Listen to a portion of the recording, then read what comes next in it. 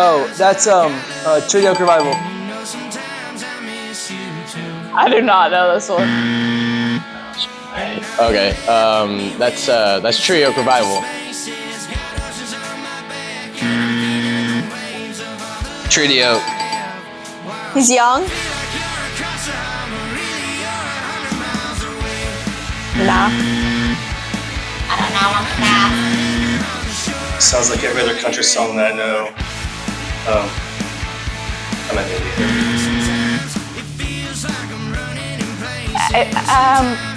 Tyler Children? I don't know. I like this one. I don't know who this is, but I like whoever this is. Oh, done. I don't know. Good morning, City Church. My name is Nick, and honored to be with you again this morning. My family and I live in Dallas, and I told my son a couple months ago when Brett asked me to come here, I was telling him, hey, I'm going to be here back at City Church in Georgetown. He's been here with me before, and I told him about the series that you guys are in, the two-step, and he's a big country music fan, so he already knew all of the artists that were going to be at the Two-Step In Festival coming up, and he thought I was coming to the music festival and preaching. And so then earlier this week, I'm like, no, I'm just preaching. The music festival isn't happening yet. And he was like, oh, I'm going to stay at home then, Dad. Go by yourself. So he's not with me this morning. But I'm so happy to be with you this morning. Everywhere I go, I work with church planters all over the state of Texas and based out of Dallas-Fort Worth and really all over the country. And everywhere I go, I get to tell the story of City Church in Georgetown, Texas. And I tell church planters about what God is doing here on a weekly basis, about how God is changing lives and about what is happening here in Georgetown. And I hope that you know that what you are a part of by being a part of this church is something special. What God is doing here is not normal. It's not normal. Church plants don't experience what you are experiencing. It is not a normal thing. And so I hope that this morning, if nothing else, you hear me say this: don't take for granted what God is doing in your midst, because you are getting to be a part of something special. And what God is doing through City Church and with Pastor Brett and Amanda is absolutely incredible, and I'm happy to be here with you this morning. So we're continuing the two-step series, and so we're going to start off by having a little sing-along. That's how you should start off a message like this, right? You probably know this one. I need you to sing and act out with me if you do. It goes like this: if you're happy and you know it. That's right. If you're happy and you know it, clap your hands. If you're happy and you know it, clap your hands. If you're happy and you know it, then. If you're happy and you know it, clap your hands. Wonderful, man. You guys are awake and ready to roll at 9 a.m. this morning. If you're happy and you know it, then your face will surely show it. The song title we're using today is Happy Face. And I had a staff member when we planted our church in Stephenville, Timberridge Church, back in 2011. About 5 years in, we had a staff member, and his face was naturally unhappy. He was just naturally unhappy. He was Irish, and he told me it was because he was Irish that his face was naturally unhappy. I don't really buy that, because I know a lot of folks that are Irish descent that are very happy, but he's like, it's the Irish blood in me, man. I just can't walk around with a smile all day. That's what he would always tell me. And so on Sunday mornings, I would go up to him and I'd be like, hey, Matt, are you happy? And he'd be like, yes, sir, I'm happy. I'm like, then tell your face, because nobody else thinks you're happy, right? Maybe we should rewrite that song. If you're happy and you know it, tell your face, right? If you're happy and you know it, tell your face. If you're happy and you know it, then your face will surely show it. If you're happy and you know it, tell your face. And that's what we're going to be talking about this morning, happy face. If you have a Bible, open it up to Proverbs chapter 14. Proverbs chapter 14. We're going to be in several different scriptures in the Bible this morning, but we're going to start off in Proverbs. Proverbs is in the Old Testament, and if you're new to church or new to the Bible's divided up into two sections, the Old Testament and the New Testament.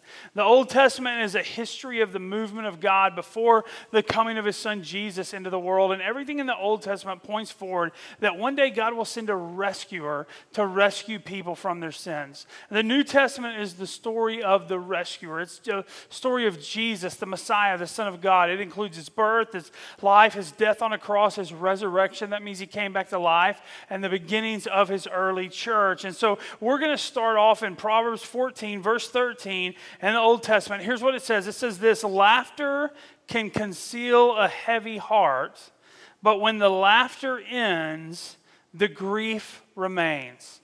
Laughter, a happy face, can conceal a heavy heart, but when the laughter ends, the grief remains. Another translation puts it this way: even in laughter, the heart can ache, and rejoicing can also end in grief.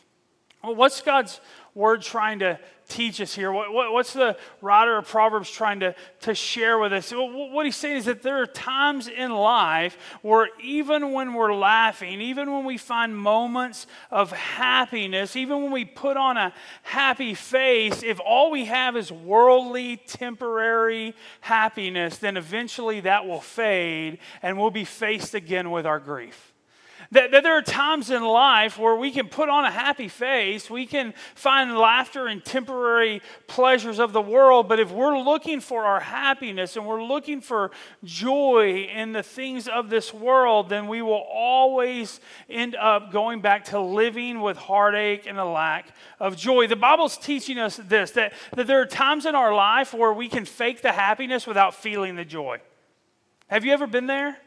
Like, you can put on the happy face when you go to school. You can put on the happy face at work. You can put on the happy face when the in-laws come over. You can put on the happy face for the weekend get-together with friends. But deep down on the inside, you feel like you just have a lack of joy. Everything on the outside looks happy, but everything on the inside is falling apart.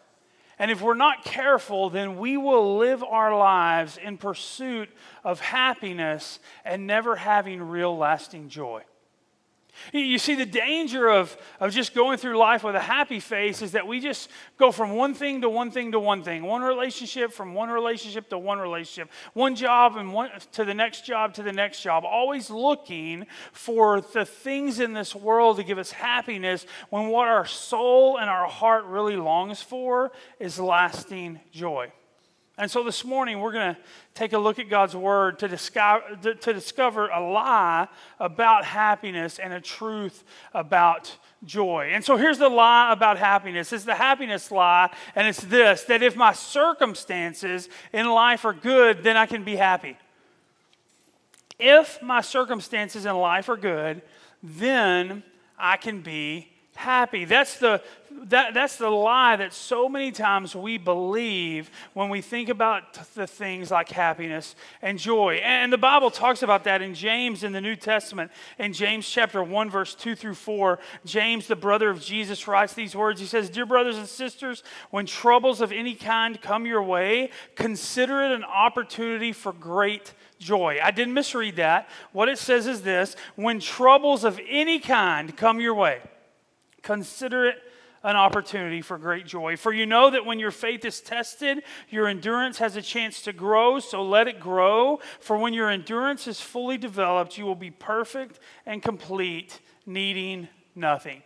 You see, James writes this letter to the church, and he says that when life gets really hard, when there are difficult seasons, when you're facing the storms of challenge in your life, and I'm facing the storms of challenge in my life, then what we should do is we should look at that season of life, and we should say, what an opportunity for great joy.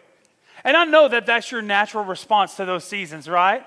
I mean, that's my natural response. Every time I have a bad day, I had a busy day on Friday, and I had all of these things I had to do for work and for a nonprofit that we lead, and I was supposed to be all over the Metroplex, and my son wakes up and he has a stomach virus, and so now I'm trying to juggle how we do that, and then I have a flat in the Walmart parking lot, and I've got to get a tire patched, and then we have to juggle how we do that, and I was sitting there in the tire shop, and I took a picture of my Jeep jacked up with no tire on it, and I put it on Instagram, and what did I say? Man, just a joy-filled morning.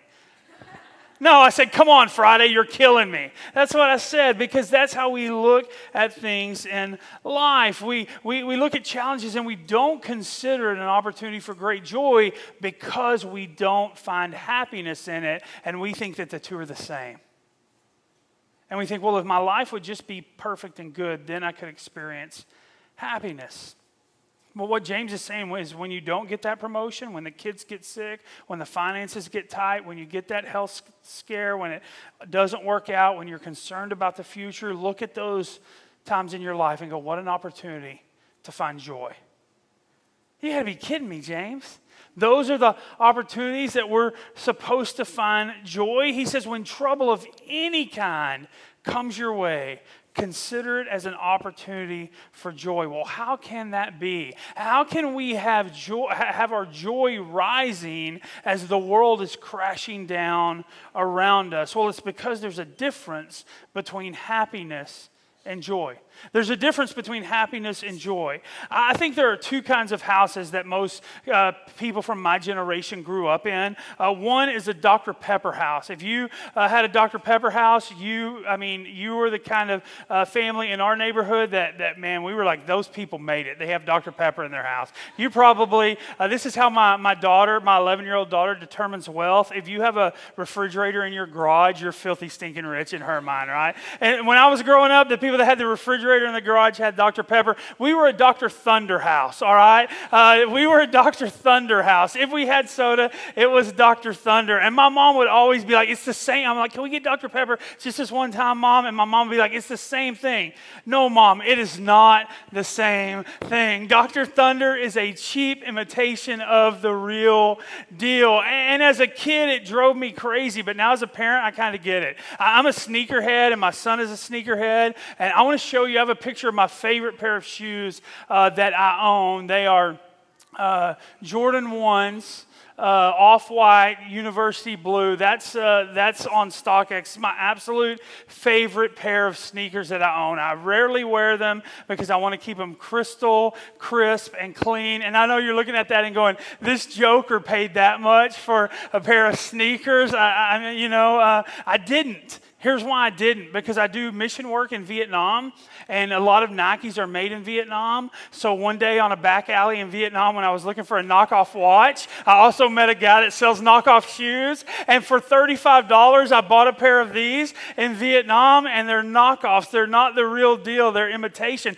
Who pays that for sneakers? I mean, if it's you, I'm not judging, but I can't. I got a mortgage to pay, right? And so I've got these imitation shoes, and anytime I wear them, like the people that really don't know anything about sneakers but kind of know that those are a big deal are like, bro, where'd you get those shoes? But if you look real close, you can tell it's fake. Like if you dive in, you're like, does that say Nike or Nicey on it? Like you got to really look close and you can tell it's not the real deal. Here's what the Bible is teaching us. That happiness is a cheap imitation to the real thing, which is joy. That happiness is a cheap imitation to the real thing, joy, because happiness is the imitation because it's dependent on what's happening around us. But joy is dependent on what's going on inside of me. Happiness is controlled by the things around me, but joy comes from who's in control inside of me. That's what the psalmist understood in Psalm 94:19. When he writes these words, when anxiety was great within me, not when everything was perfect, not when everything was good, not when I got the promotion, not when the kids got into their number one college, not when everybody in the neighborhood was thinking that we were the best thing to move on the block. When anxiety was great within me, your consolation, your presence, he's talking to the Lord, brought me joy. You see, the writer knew the lie that life doesn't have to be perfect for us to experience joy. If we're chasing happiness, we'll always be waiting on everything around us to be perfect, on everything around us to be calm, on everything around us to be good. But joy comes from something deeper than that. It's not dependent on our situations and our circumstances. The lie is that if life could be perfect and good, then I could be happy. But there's a truth that trumps the lie. And here's the truth this morning. It's this, that because of Jesus, I can experience joy regardless of my circumstances. Because of Jesus and through Jesus, I can experience joy regardless of my circumstances. If we go back to the New Testament, to the book of Romans in chapter 15, Romans was written by a guy named Paul. It's a letter to the church in Rome, and he's reminding the new church, much like this one, it was a brand new church that had started, and he's writing them letters as he's on his missionary journeys to start new churches, and he's writing letters back to these churches, reminding them and how to live in a way that honors God. And here's what he says in verse 13. He says, I pray that God, the source of hope, will fill you completely with joy and peace because you trust in him. Then you will overflow with confident hope through the power of the Holy Spirit. Paul is saying here that his prayer for us, for the church, is that we would be fully filled, that we would be completely filled with joy. And why does he say that we might be able to experience that joy? Why does he say that we might be able to be completely filled with joy and hope? He says, because we trust in Jesus. He says, I pray that you would be filled completely with joy and hope because you trust in him. You see, Paul knew that Jesus was the source of true joy, and it's only in him that we find true and real and lasting joy. Paul knew this firsthand because he lived it out. And now you may be brand new to the Bible and you may not know this. Maybe you've studied the Bible for decades and this is old news to you. But Paul wrote a significant portion of the New Testament. A lot of the New Testament is letters that Paul would write back to the churches he planted, giving them instructions on how to live in a godly manner, in a godly fashion. He wrote 1st and 2nd Corinthians. He wrote Galatians, Ephesians, Philippians, Colossians, among others. He wrote the book of Philippians, and in Philippians, Paul talks a lot about joy. In fact, if you just break it down, it's a very short book in the Bible, only 4 chapters, and every single chapter, Paul talks about joy. For example, in Philippians chapter 1, right off the bat, in verse 3 and 4, he says, every time I think of you, I give thanks to my God. Whenever I pray, I make my requests for all of you with joy. He says, listen, every time I think of you and every time I pray for you, I do that with joy. In the next chapter in Philippians 2, 17 through 18, he says, but I will rejoice. I'll have joy even if I lose my life. It's a radical statement.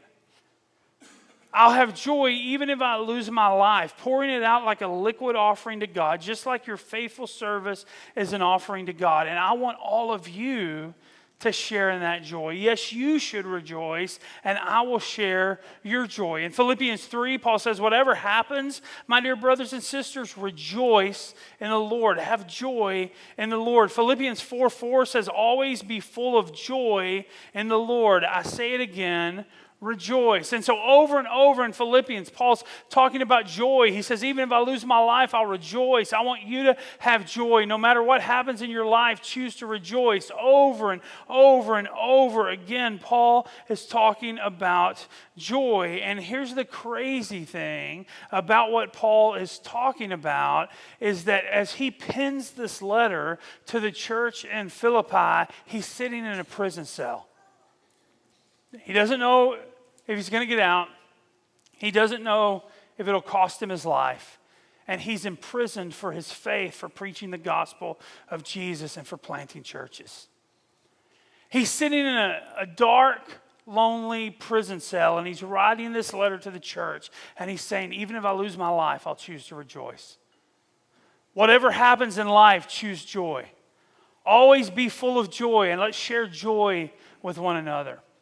You see, just by writing this letter, Paul's giving us the living proof that our joy isn't found on isn't based on our circumstances. It's found on who is leading our life.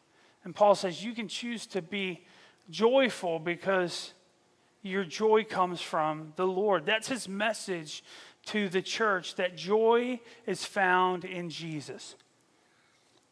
Paul never preached a Jesus plus theology. Jesus plus theology is this, that Jesus plus my dream job equals happiness. That Jesus plus the perfect marriage equals a good life. That Jesus plus healthy kids, I can be happy. Jesus plus the promotion that I've really been wanting for the last 12 months equals happiness. Jesus plus everything going smoothly and having no challenges in life equals happiness. Jesus plus comfort and easy days equals happiness. No. Paul said Jesus equals joy. That's the gospel that he preached. That is my joy in life isn't dependent on what's going around me. That it comes from someone who is inside of me. And that Jesus plus nothing equals joy in our life because Jesus is everything. You see, and if we buy into this Americanized version of the American dream plus the gospel of Jesus, then we think a great life plus Jesus and I can be happy. Everything smooth plus Jesus and I can have a happy face. But the gospel isn't concerned with our happiness, but yet it's deeply rooted in the fact that that Jesus wants us to experience joy. You see, the message of the gospel isn't a happy life. The message of the gospel is a joyful life that's found in Jesus.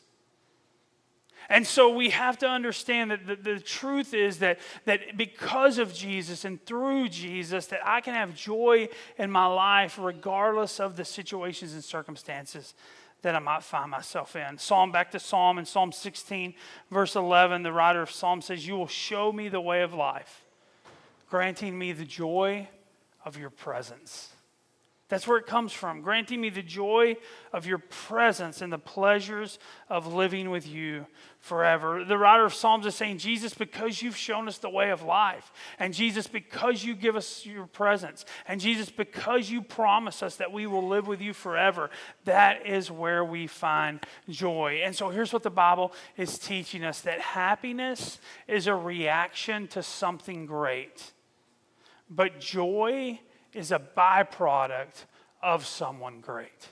You see, happiness is a reaction to the great things going on around me, but joy is a byproduct from the person that lives within me, the person of Jesus, and the difference is the source.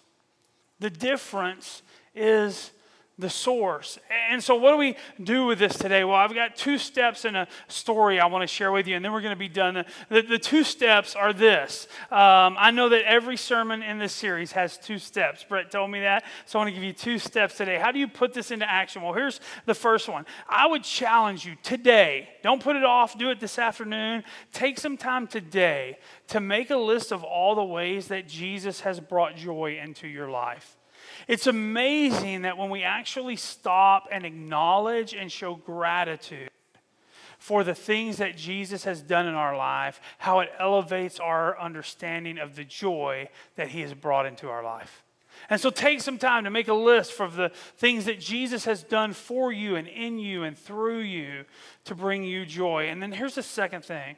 This week, as you go throughout your week, I would challenge you to look for an opportunity to share the joy you found in Jesus. If you're a follower of Jesus and Jesus has changed your life, I would challenge you to look for a way that you can share the joy you found in Jesus with at least one person who's going through a difficult situation, a storm, a difficult season in life. Someone you know whose circumstances might not necessarily equate happiness, but you know that they need to understand the joy that's found in Jesus and the difference that he's made in your life. 2 simple ways to put that into practice this week. And let me share with you a story and then we'll be done. I love music. I go to a lot of concerts. My wife loves music. She goes to a lot of concerts, but we don't like the same music. She likes kind of pop music and she likes some weird music, and I like hip-hop and country music, and those are my 2 favorite genres. And so the concerts I go to are hip-hop concerts. I usually stand out as a mid-40s white dude at hip-hop concerts, but at country music concerts with a beard, I'm right at home, right? And so those are the concerts I go to, and Johanna goes to the weird concerts, and we never go to concerts together. And because of that, rarely had our kids ever been to concerts until about a year and a half ago. And so the first time we decided, hey, as a family, this is somebody we all love. We all love this music. Let's go to the concert. We went in and listened to Chris Stapleton at the Dos Equis Pavilion in Dallas. We live in Dallas. And we went in October of 2023. And it was my kids' first concert, and they were stoked because they love Stapleton, and I love Stapleton, and Joe loves Stapleton. Johanna and I have been to see Stapleton a few times, so we were pumped. We got lawn seats because it's a nice October night, and lawn seats at the Dos Equis Pavilion are just such a great experience. And we got there, wanted to get our chairs and get our spot right in the center of the lawn where we like to sit early. So we get there early, and as we get there, the forecast said that there could be some light rain. And so we get there, and we had bought the dollar ponchos, the real thin ones from Walmart. And we had a couple umbrellas. We didn't all need one because it's just going to be a light sprinkling. And we get in line. We get our chairs. As we go to set up our chairs, it starts to sprinkle a little. And I was like, okay, it's not even, you don't even need your ponchos yet. So we're good. And we start listening to the opening acts. And as the opening acts progress, the rain progresses. It gets a little heavier. So we're throwing on the ponchos. We've got the umbrellas up. And we're sitting there. Some friends of ours joined us. We're all kind of huddled up, trying to keep the rain off of us. And the longer the night went, the heavier the rain got, to the point that by the time Chris Stapleton took the stage, it was like God had orchestrated it with Chris Stapleton's sound system. That when they hit the first note, God said, "Let the heavens open up." And it was just a downpour. I'm talking crazy downpour. They played 3 songs without stopping, and finally they stopped in the third song, and Stapleton said, "Listen, they've told us that as long as it doesn't lightning, the show can go on. You folks paid your hard-earned money to be here, so we're going to give you a show tonight." And he did. For 2 hours, gave us a show in the pouring rain. 5th or 6th song of the set, the lawn chairs are completely submerged in the mud and water. We're basically sitting in mud. We're drenched. It was a downpour. It was terrible. When we left that night, we were not a dry spot on our bodies, and you had to walk through the parking lot, and it was like walking through the beach. When you get up about that deep in the water was over the curb in the parking lot. People were running to their cars, water everywhere. That night it rained 6.5 inches in Dallas, and we sat through the whole thing. And we get in the car, everybody's shivering. The temperature dropped when it started raining, and my wife's like, "We're all going to get pneumonia." And you know what my kids talk about nonstop? They talk about that Chris Stapleton concert. In fact, yesterday we drove through Dallas, and we kind of went by the pavilion, and Hayden was like, "Dad, you remember when we went to that Chris Stapleton concert?" I was like, "I do." He was like, "That's one of the best nights of my life."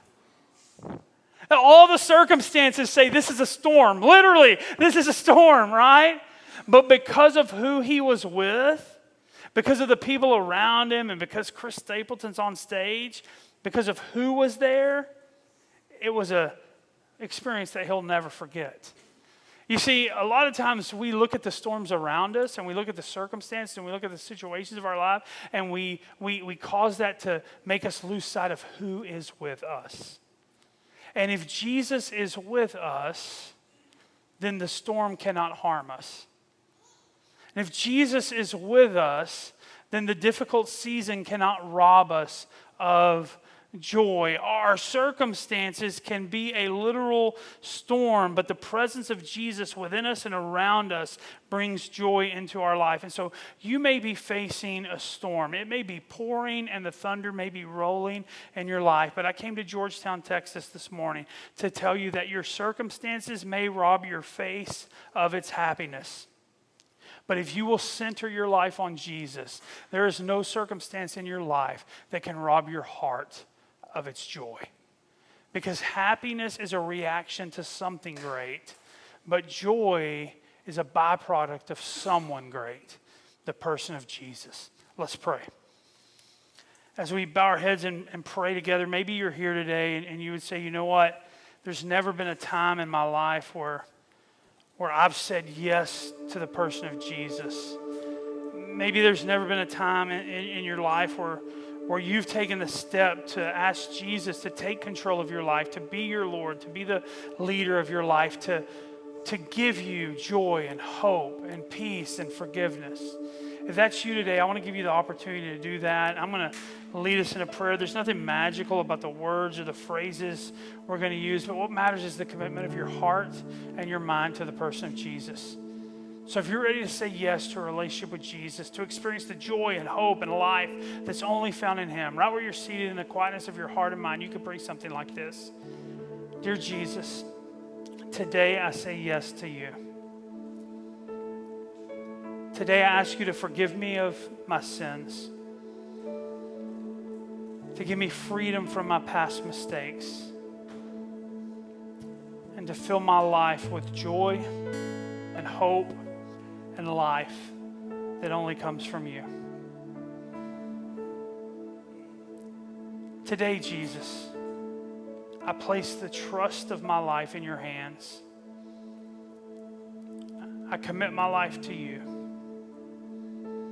I pray that you would take control of my life and help me to live your way and not my own. Amen.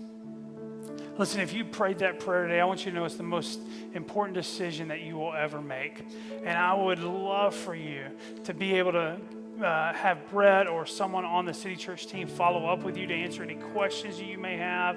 And so be sure you let someone know today. Be sure you let someone know on your way out at the Connect table. Be sure you talk to someone who's on stage today before you leave. Let them know that you made that decision today so that they can follow up with you, because it's the most life-changing decision that you will ever make. We're going to worship together. Would you stand with me and let's sing?